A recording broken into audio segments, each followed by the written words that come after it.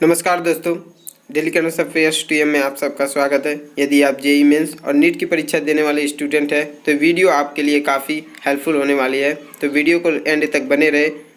चलिए स्टार्ट करते हैं। जैसे कि ये खबर अमर उजाला ब्यूरो से लिया गया है, ये लखनऊ से जारी किया गया है। तो चलिए इसके बारे में पूरी जानकारी लेते हैं। तो जैसा कि लिखा हुआ है, जेईई मेंस परीक्षार्थियों को कोरोना संबंधित स्वघोषण पत्र देना होगा। जैसे कि यहाँ साफ लिखा हो कि यदि आप जेईई मेंस की परीक्षा देने वाले परीक्षार्थी हैं तो आपको कोरोना संबंधित स्वघोषण पत्र देना होगा। आगे लिखा है, परीक्षा केंद्र में निरीक्षक के सामने उस पर करना होगा हस्ताक्षर। जैसे कि यहाँ साफ लिखा हुआ है, जो आप स्वघोषण पत्र लेके जाएंगे तो आपको निरीक्षक के सामने उस पर सिग्नेचर करना होगा। आगे देखते हैं। आगे लिखा है, सुप्रीम कोर्ट ने जेईई मेंस व नीट स्थगित करने की मांग वाली याचिका सोमवार को खारिज कर दी है। जैसे कि यहाँ साफ लिखा हुआ है, जो मांग चल रही थी कि जेईई मेंस और नीट की परीक्षाएं नहीं होंगी, तो ये याचिका खारिज कर दी गई है। इसके बाद देर शाम नेशनल टेस्टिंग एजेंसी एनटीए ने 1 से 6 सितंबर के बीच प्रस्तावित जेईई मेंस के एडमिट कार्ड व कोविड-19 से संबंधित फॉर्म वेबसाइट पर जारी कर दिया है। जैसे कि यहाँ साफ लिखा हुआ है कि नेशनल टेस्टिंग एजेंसी यानी एनटीए ने 1 से 6 सितंबर के बीच प्रस्तावित जेईई मेन एडमिट कार्ड अपने ऑफिशियल वेबसाइट पर डाल दिए हैं। वहां से आप पूरी जानकारी ले सकते हैं। आगे लिखा है, कोरोना महामारी के मद्देनज़र इसमें विद्यार्थियों को खास निर्देश दिए गए हैं। इसके तहत हर विद्यार्थियों को कोरोना संबंधित स्वघोषण पत्र देना होगा। जैसे कि यहाँ साफ लिखा हुआ है कि सभी विद्यार्थियों को स्वघोषण पत्र देना अनिवार्य है। परीक्षा केंद्र में निरीक्षक के सामने इस पर हस्ताक्षर कर उन्हें सौंपना होगा। जैसे कि यहाँ साफ लिखा हो कि जो स्वघोषण पत्र आप लाएंगे और परीक्षा निरीक्षक के सामने आपको उस पर सिग्नेचर करना होगा, अपना हस्ताक्षर करना होगा, तभी वह लेंगे। आगे लिखा, घोषणा पत्र में परीक्षार्थियों को बताना होगा कि पिछले 14 दिन में उन्हें सर्दी, जुखाम, बुखार, कफ और सांस लेने जैसी कोई समस्या नहीं थी। जैसे कि यहाँ साफ लिखा है कि घोषणा पत्र में आपको ये भी बताना होगा कि आपको 14 दिनों के अंदर कोई खांसी, जुखाम, बुखार या सांस लेने की समस्या, ऐसी कोई भी शिकायत होगी तो आपको वहाँ बताना होगा। आगे लिखा है, अगर इनमें से कोई समस्या थी तो उनके बारे में बताना होगा। इसी तरह पिछले दिनों वह किसी कोरोना संक्रमित के संपर्क में आए हैं तो बताना होगा कि वे क्वारंटाइन किए गए हैं या नहीं।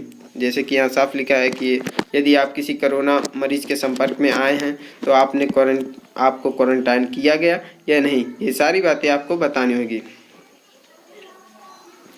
तो उनकी भी जानकारी देनी होगी। स्वघोषण पत्र पर परीक्षार्थी की फ़ोटो, अंगूठे का निशान और अभिभावक का हस्ताक्षर होना जरूरी है। जैसे कि यहाँ लिखा हुआ है कि आप यदि स्वघोषण पत्र ले जाएंगे, परीक्षार्थी की उस पर फ़ोटो रहनी चाहिए, अंगूठे का निशान रहना चाहिए और अभिभावक यानी कि आपका हस्ताक्षर भी होना जरूरी है। तो एनटीए ने एडवाइजरी में परीक्षार्थियों को एक ही भी निर्देश दिया है कि वे परीक्षा खत्म होने के बाद एडमिट कार्ड और रफ शीट निर्धारित बॉक्स में डाल देंगे।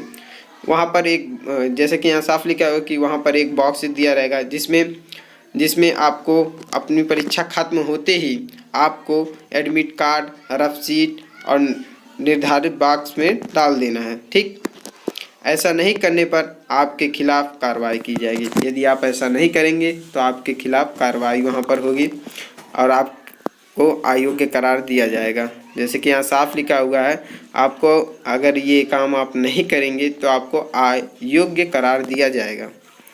आगे लिखा है, परीक्षा केंद्र पर मिलेंगे 3 लेयर वाले मास्क। जैसे कि यहाँ साफ लिखा हुआ है कि परीक्षा केंद्र पर मिलेंगे आपको 3 लेयर वाले मास्क।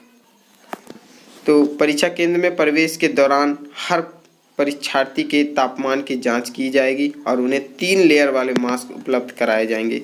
जैसे कि यहाँ साफ लिखा हुआ कि आप जब परीक्षा देने जाएंगे, जब प्रवेश करेंगे तो आपको 3 लेयर वाले मास्क दिए जाएंगे और वहाँ आपके तापमान की जाँच भी होगी।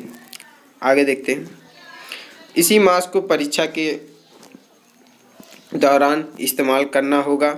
परीक्षा 2 पालियों में सुबह 9 बजे से सुबह 12 बजे तक और दोपहर 3 से शाम 6 बजे तक होंगी। जैसे कि यहाँ साफ लिखा हुआ कि परीक्षाएं आपकी 2 पालियों में होगी, एक 9 सुबह 9 बजे से दोपहर 12 बजे तक और दूसरी पाली जो होगी वह 3 बजे से शाम 6 बजे तक होंगी हमारी। हर पाली से पहले और बाद में परीक्षा केंद्र को पूरी तरह सैनिटाइज किया जाएगा। जब आपकी एक पाली ख़त्म होगी तो वो पूरा कमरा सैनिटाइज किया जाएगा, तभी आपकी अगली पाली में प्रवेश होंगी। चलिए आगे देखते हैं, कुछ इम्पोर्टेंट पॉइंट है उसको पढ़ लेते हैं। नंबर ऑफ पॉइंट है, परीक्षार्थियों को बिना एडमिट कार्ड वैध आईडी के बिना परीक्षा केंद्र में प्रवेश नहीं किया जाएगा। जैसे कि यहाँ साफ लिखा हुआ है कि आप यदि आईडी कार्ड एडमिट कार्ड वैध आईडी के बिना परीक्षा केंद्र में प्रवेश नहीं दिया जाएगा।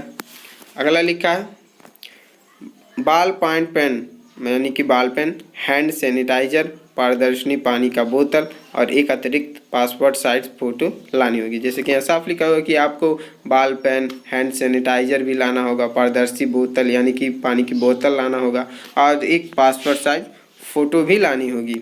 आगे लिखा है अगला पॉइंट, दिव्यांग छात्रों के पास दिव्यांगत प्रमाण पत्र होना चाहिए। उन्हें अपना स्क्राइब खुद लाना होगा।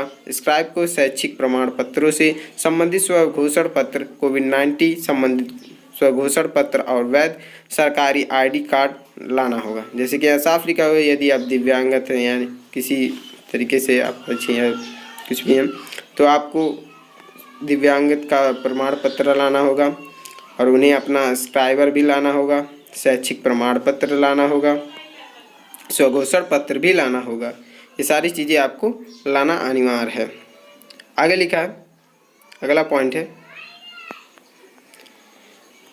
ड्राइंग टेस्ट के लिए परीक्षार्थियों को खुद का ज्योमेट्रिक बॉक्स और कलर पेंसिल लाना होगा। जैसे कि यहाँ साफ लिखा है कि ड्राइंग टेस्ट के लिए परीक्षार्थियों को खुद का ज्योमेट्रिक बॉक्स और कलर पेंसिल लाना होगा, यहाँ साफ लिखा हुआ है।